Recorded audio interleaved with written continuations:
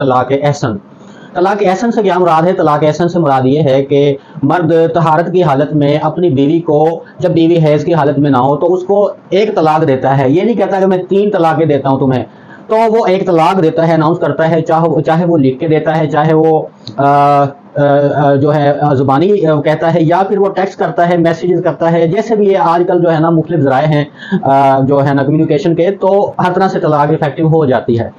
تو طلاق اس وقت جو ہے نا وہ اناؤنس ہوتی ہے جب اگلے بندے کو میسج ڈلیور ہو جاتا ہے، مطلب کہ جو دینے والا ہے نا طلاق، جو جس کو ہو رہی ہے اس تک وہ میسج پہنچ جائے، تو اس ٹائم سے طلاق جو ہے نا وہ طلاق شروع ہو جاتی ہے۔ طلاق کا جو پیریڈ ہے اس کے بعد 90 دن کا ٹائم ہوتا ہے عدت پیریڈ۔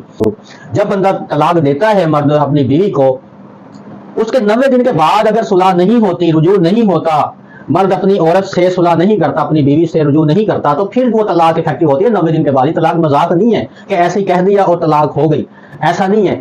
90 دن تک بیوی کو اپنے شوہر کے ساتھ عدت گزارنی ہے، ٹھیک ہے۔ اگر دیکھیں، اگر خاوند مر جائے، وفات پا جائے، پھر تو بیوہ ہوگی، پھر تو اس کے ساتھ نہ عدت گزار سکتی، پھر تو اس کی عدت بھی جو پیریڈ ہے وہ زیادہ ہے، وہ 4 ماہ 10 دن کا ہے جو بیوہ ہے اس کے لیے۔